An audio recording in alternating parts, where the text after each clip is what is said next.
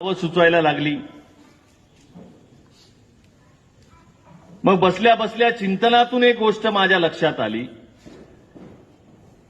की देश हा ज्या रस्त्यानं मार्गक्रमण करत आहे, मी हा शब्द निवडण्यामागचं कारण सांगतो फक्त 2 मिनिटावर, की पुरोगामी हा शब्द का निवडला।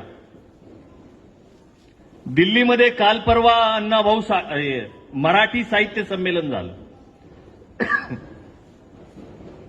दिल्लीमध्ये अखिल भारतीय मराठी साहित्य संमेलन झालं। त्याच्या अध्यक्ष होत्या तारा भाळवलकर, बवाळकर, तुम्हाला सगळ्यांना माहिती आहे। त्या साहित्य संमेलनाला आणि त्याच्या विचारपीठाला अण्णाभाऊ साठेंचं नाव द्यावं म्हणून आम्ही आंदोलन करत होतो। 1 महिना आम्ही आंदोलन केलं, म्हणून त्याच्याशी आमचं थोडं बघण्यात आलं ते साहित्य संमेलन। नाही तर आम्ही साहित्य संमेलन हे दुसऱ्या विचारधारेचे लोक घेतात म्हणून आम्ही कधी पाहत नाही आजचे तरुण। परंतु अण्णाभाऊ साठेंचं नाव या विचारपीठाला मिळालंय म्हणून आम्ही बघायला लागलो। त्याच्यामध्ये या ज्येष्ठ असणाऱ्या, साहित्यिक असणाऱ्या ताराजींचं मी भाषण ऐकलं। त्यांच्या तोंडून एक शब्द आला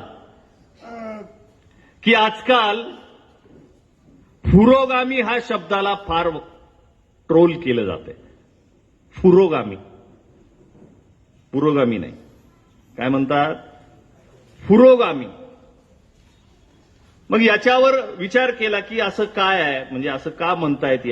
त्यांचं भाषण मला आवडलं, अप्रतिम भाषण त्यांनी केलं। मग या थोडं मागं 2014 पासून, जेव्हापासून संघाची सत्ता या देशावर आहे, तेव्हापासून थोडा विचार करायला लागलो।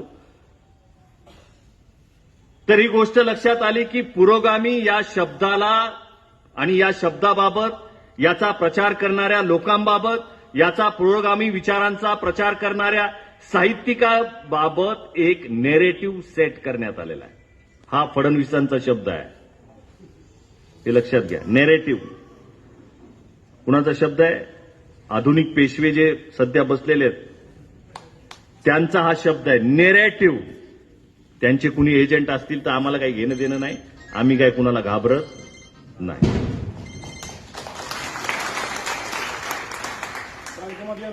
तर हा नेरेटिव्ह सेट केलेला आहे पुरोगामी विचारधारेच्या विरोधामध्ये। प्राध्यापक शरद गायकवाडांसारखे अनेक साहित्यिक सरेंडर झालेले आहेत। सरेंडर म्हणतोय मी।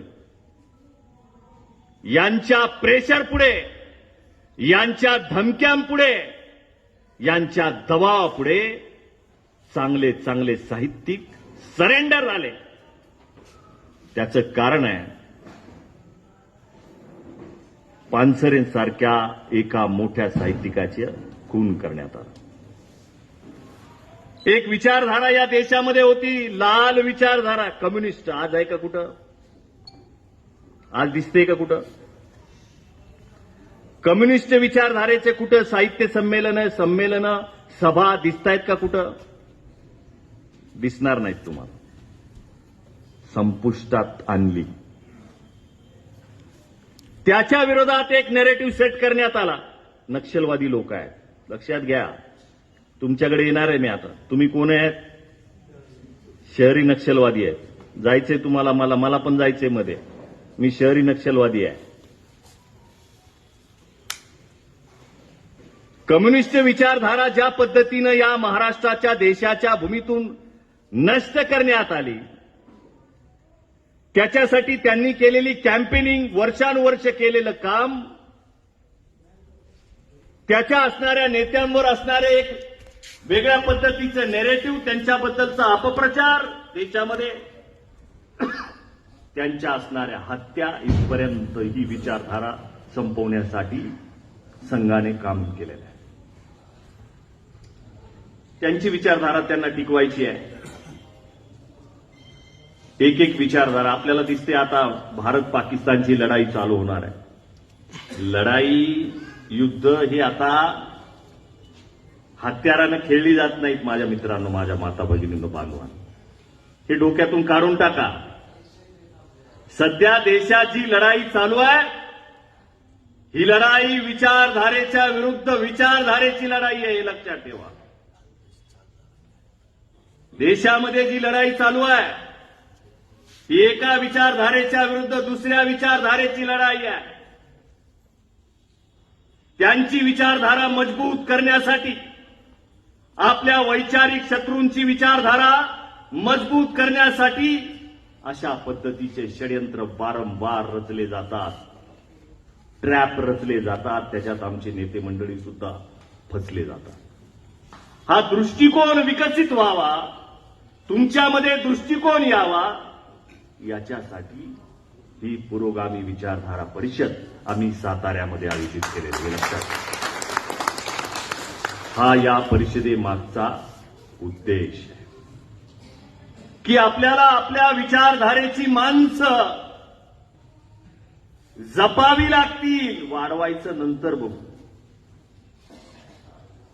समजून घ्या मी काय म्हणतोय.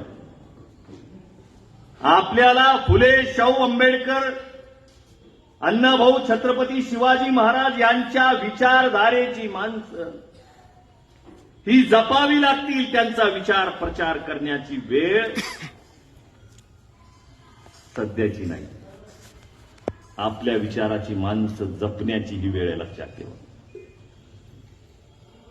या देशामध्ये ज्या पद्धतीनं वातावरण तयार केलं जातं एक विचारधारा संपवण्यासाठी, त्याच्याबद्दल वेगवेगळ्या पद्धतीचा नेरेटिव्ह सेट केला जातोय. पुरोगामी विचारधारेची लोक, त्याच्या घरात जर महात्मा फुलेंचं पुस्तक सापडलं तर त्याला जेलमध्ये जावं लागतं, हे लक्षात